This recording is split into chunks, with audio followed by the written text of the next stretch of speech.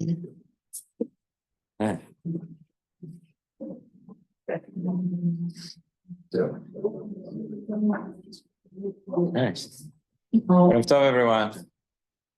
Thank you to everybody who asked how I was. Over the past week, I wasn't here so much. I had a bit of a cold and I was out of action, but better now.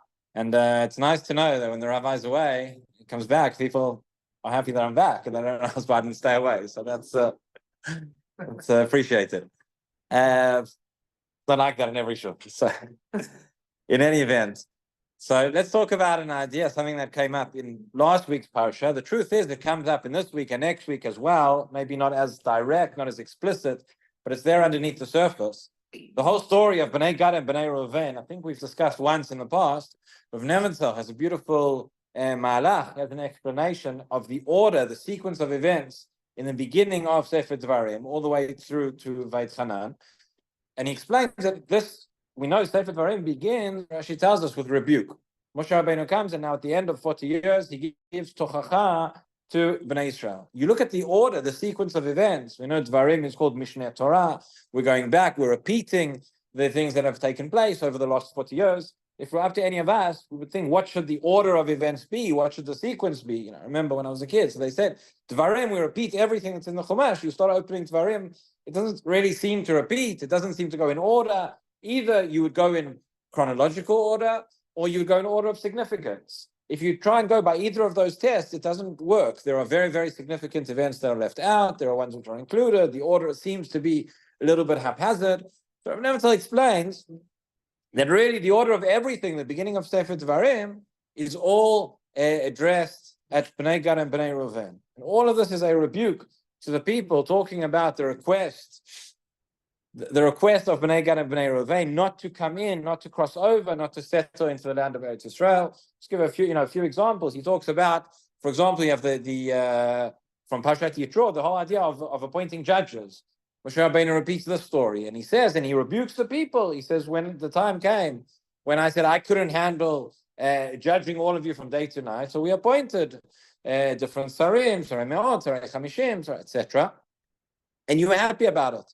And there's a rebuke that the people were happy about the fact that they were no longer receiving the word of Hashem directly from Moshe Rabbeinu, but they had to go through to different delegates, right? Different judges. Not everybody got to come and learn directly from Moshe Rabbeinu.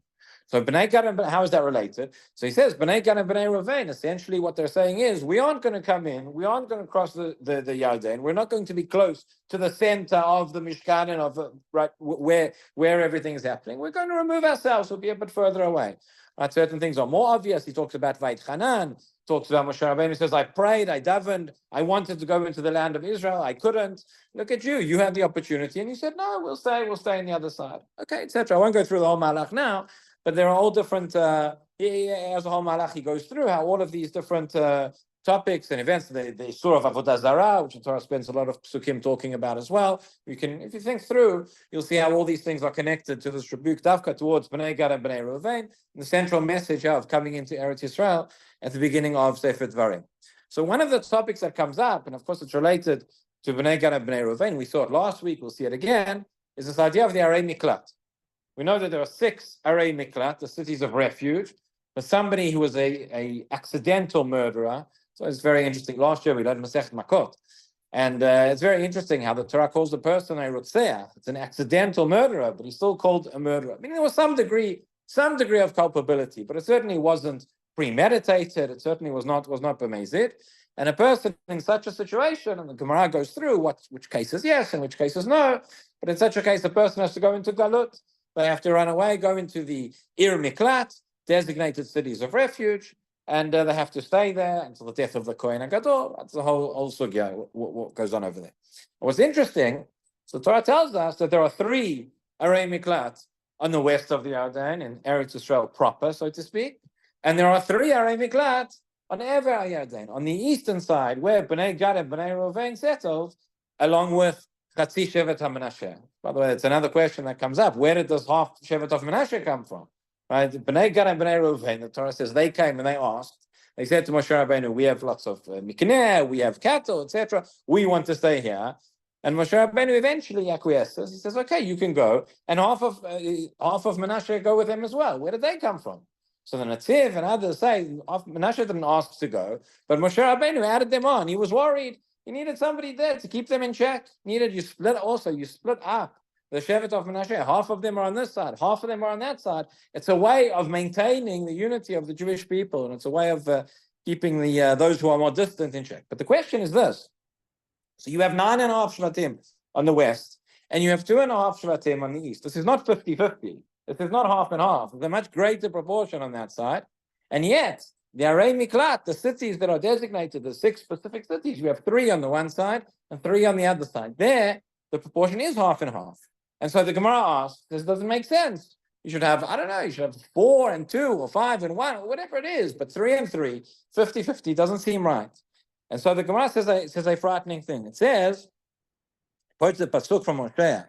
This is the Gemara Makot. The pasuk in Hosea says, Gilad, right? The different areas of land on Evrei Yarden. One of them is called Gilad. It says, Gilad Kiryat Poalei Aven Akuba Midan. This is a land which is soaked in blood.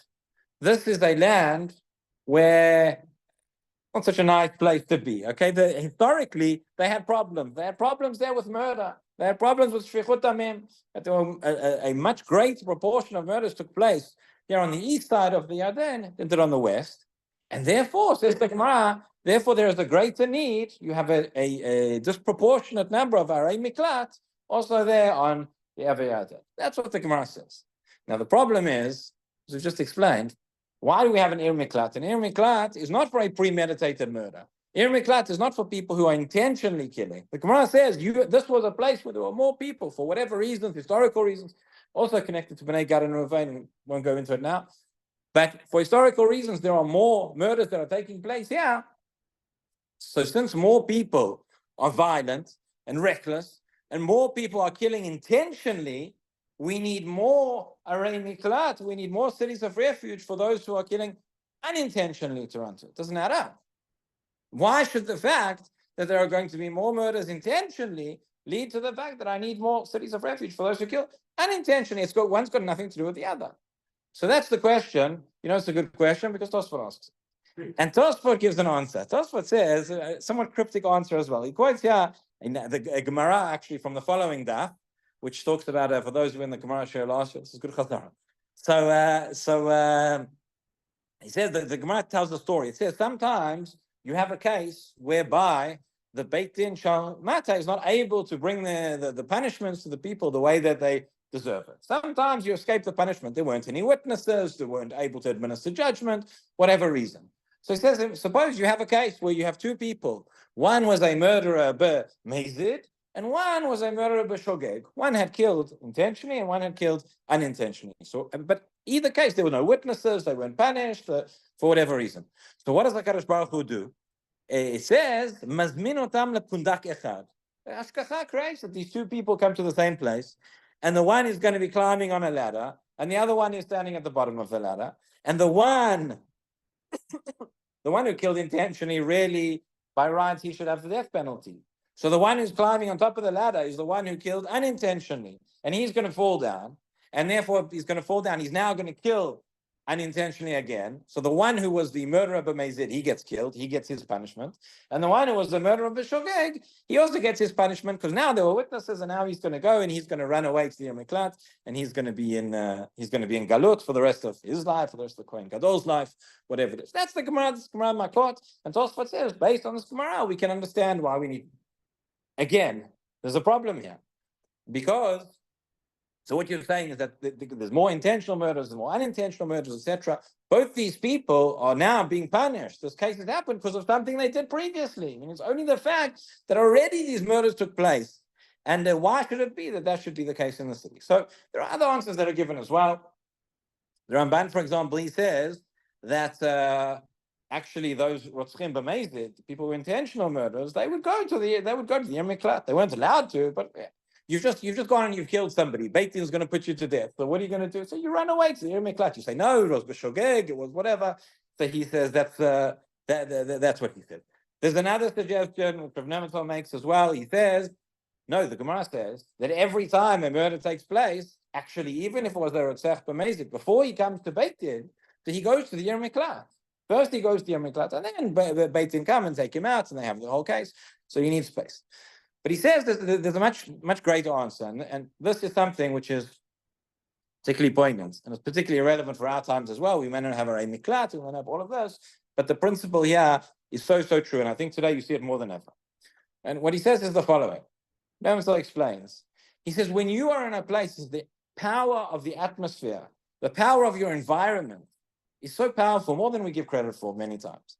He says, if you're in a place that is an eretz hakubah midah, if you're in a land where murders are commonplace, I remember growing up in South Africa. I mean, you used to hear the statistics on the news, how many murders there were a year. At a certain point, they capped off the number.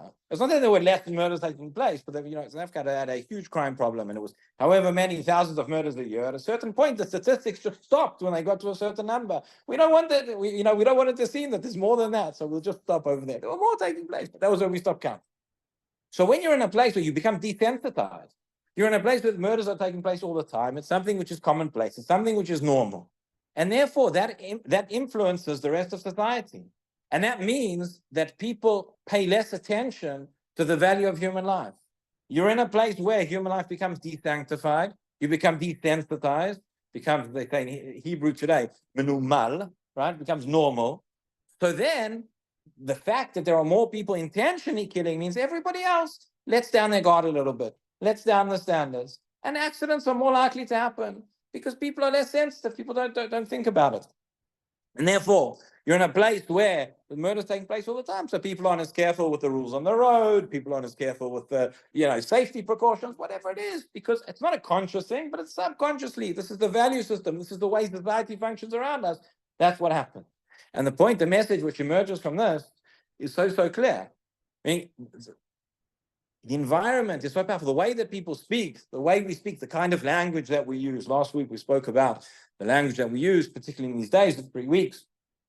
The way people argue with one another, the tones to which you go. When it becomes a point, how do you have debates in a society when one side is screaming at the other, "Oh, you're a murderer, you're this, and you're that." So then that's the way that it goes, and that's why everybody gets dragged along with that. Everybody becomes affected by that, and sometimes it leads to a situation even of chas v'chalila, of as we see, of murders and physical violence that takes place.